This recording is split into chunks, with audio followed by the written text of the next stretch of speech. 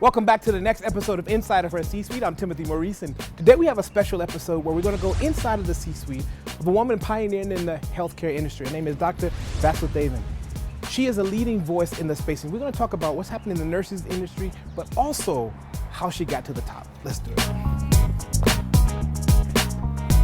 Hi, Dr. Sharon. Good afternoon. Welcome to Live Healthcare. Thank you. Welcome inside of our C-Suite. Thanks for allowing us in. You know, your position as an executive, being in this space, it's a critical position for the backbone of the society. But let's go way back. What is your first experience? When was your first experience with a nurse?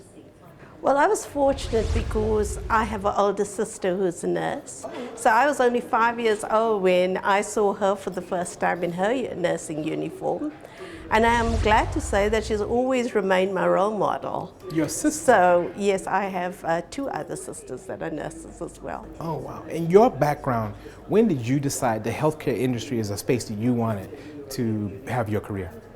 Well, it's strange. I actually came into nursing by default. When I had completed high school, I applied both to become a teacher and a nurse. And it was the nursing college that responded first. And so I went on to have an interview, and I was accepted on the program. And so even though I got a response from, the education college after that, I decided that, nursing is for me. And having seen my sister progress so well in nursing, it seemed like the right thing for me to do. One of the great ironies of your work is that the vast majority of nurses are women, but at an executive level, the vast majority are men. You operate in a male-dominated space. How have you found the transition into senior executive as a woman? Well, I think it comes with its own challenges, and I think especially for nurses, because, to be a nurse, you've got to be the caring, emotional kind of person.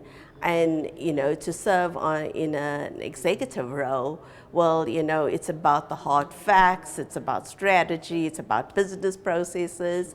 And so I think that as part of your development in terms of being groomed for an executive role, you're exposed to a number of those opportunities. I've been fortunate, I've had a lot of opportunities as a nurse to be developed, to be groomed by some great mentors.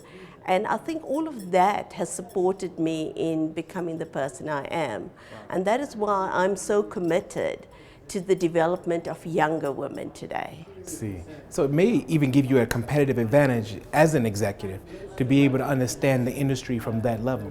Oh yes, for sure, because you can definitely see what are the needs out there, and we can see the needs both in terms of our own profession, the nursing profession, as well as the industry. And what are the roles nurses play? And, and how are those roles changing? Because, if you were a nurse manager 10 years ago, I think it was a lot easier. Now with all the advances in technology, all the demands in the industry, we're expecting them to play new roles. And how do you prepare nurses who are basically clinical people to move into those more strategic positions? And I think that's a challenge for us. And I'm very glad that I have the opportunity to participate in that space. Let's talk a little bit more about sort of the space that you're in as a leader. Let's go inside of your office and chat a little bit. So we know that there is a sort of extraordinary sort of shortage of nurses in this society. What are some of the ways you guys are addressing that shortage? Well, I think that Live Healthcare has been quite innovative in many ways. In 2000, in the late 1990s, the Life College of Learning was already established to respond to the needs of the industry.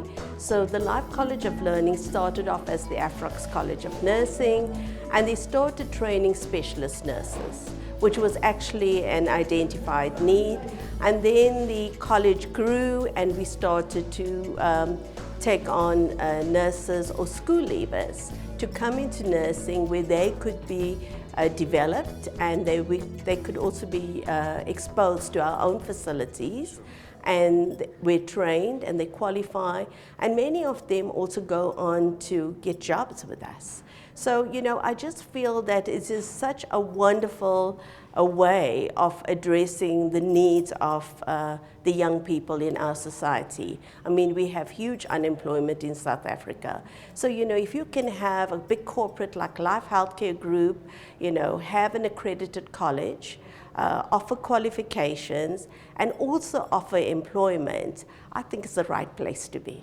This is an extraordinary career. You can do amazing things. But how do we get more men to be nurses? Well, it's interesting. We are beginning to see more men come into the nursing profession. And recently, when I looked at the South African Nursing Council statistics, at the moment we have 11% of the total population are males.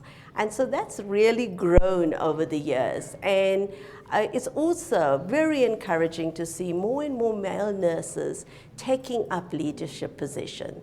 Our very own DENOSA in South Africa. Yeah, the Democratic Nursing Association. Yes, their president is a male nurse. And so they have a number of their senior officials that are male nurses. And so we're actually beginning to see male nurses coming through the ranks, taking up positions, taking up management roles.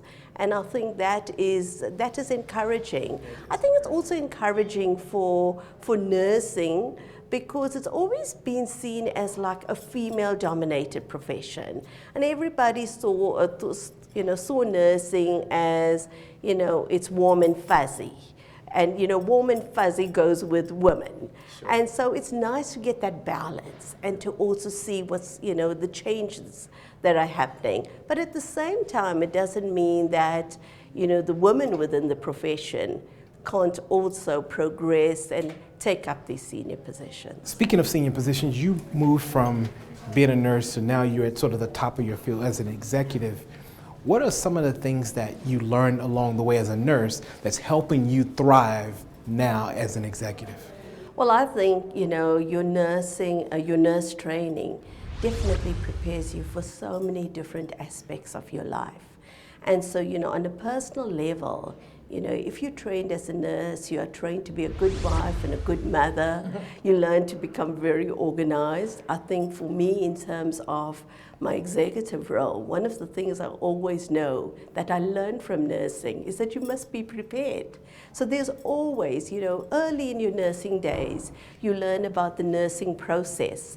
And the nursing process is made up of very basic principles of assessment, planning, implementation and evaluation. And if you just think of those 4 principles, you could use it in anything. And so I just, every now and again, I go back and I say, where did I learn this? And I say, I learned it in nursing. So, assessment is so important because, if you don't assess the situation properly, be it assess a patient clinically or assess a situation at a strategic level, well, you're never going to know whether you can come up with a decent plan. And so for me, I just think that is so wonderful that you can learn these skills in nursing and you can carry it with you. I think also what's very good about nursing, it's been one of the first professions where even though you acquired a qualification, you had a considerable amount of practical experience. So, we've always had to work, even up to today, during your training, you needed to work for about 1,000 hours in the clinical area. And that gives you hands-on training. And I guess this is what makes you unique. I mean, I want to talk a bit about how we can inspire young people to see themselves as a leader like yourself, to be able to thrive at a very senior level, and also to get more men into. So we're going to talk about that. Let's go to your office, okay? You're now at this sort of senior level behind the desk in the C-suite. Do you sometimes miss being out there as a nurse in the field? Well, I think this job gives me that opportunity to still be in the field because, we're part of a hospital group and, nursing patients is our business. So I have great opportunity to visit our hospitals on a regular basis, to interact with our nurses, to hear what it feels like. and to also hear what our patients feel like in terms of the nursing care offered here. So you still have so your nursing I just hat on. have a balance. Got it. I love my job because I'm still able to do so many things. I'm able to be with the nurses at the bedside. I'm able to be with the students in the college, and I'm able to be an executive at the same time. And so I just think it's a wonderful opportunity. Your business model, the medical aids sort of fund the business, Yeah. the way it's structured. I want you to tell me a bit about, for a young person who's dreaming of being an executive in this space that's, I'm sure, with the medical aids funding the business, this is a strong business. It's a solid business. It's a career where someone can build a life in, right? Yeah. What should they be thinking about? What should a young person be thinking about to prepare themselves as a professional? If they want to come into this business and be a leader, give me a couple of things that they should be thinking about. So I would think that if any young person wants to ultimately get to the top, they should believe in, in lifelong learning. Because, if you commit yourselves early, in your career to establishing yourself, getting yourself educated and making sure that you're continually learning and keeping yourself updated, I think you're definitely going to get to the top. I think that is one of the most important. Lifelong learning. Okay. I think the other thing is you've got to be able to set goals for yourself, personal goals. What do you want to achieve? You hear youngsters talk about, what do they want to achieve maybe, in a material way. I need to get a certain car by a certain age. But what about your career? Where do you want to be at a certain age? So when you get to 30, where do you want to be? 35? So set your goals, but also find a balance in your life. So it's one thing to have a great job and have a great career, but try to ensure that you have a balance in your life because there's other things in life as well. What is one thing you do when things get really hard? When you are faced with a situation where you could give up, but you don't? What is something that you do? It could be spiritual, it could be go for a walk. What do you do? Well, I believe in reflection. I always encourage the youngsters to remember where you started. And that in itself can really give you a sense of achievement because if you know where you're coming from, you definitely can determine where you're going to. And so when I'm really feeling like nothing is working, I just reflect on, well, what have I achieved? What have I done right? What haven't I been able to get right? And, and I am spiritual, and I pray about things. Wow. Because I just feel I'm so blessed in many ways. Wow.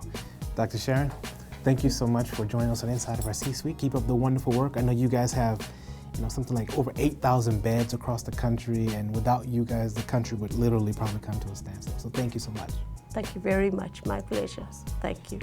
Join us next week as we go inside of the C-Suite of another extraordinary woman who's pioneering the future of Africa, women who are leading by example.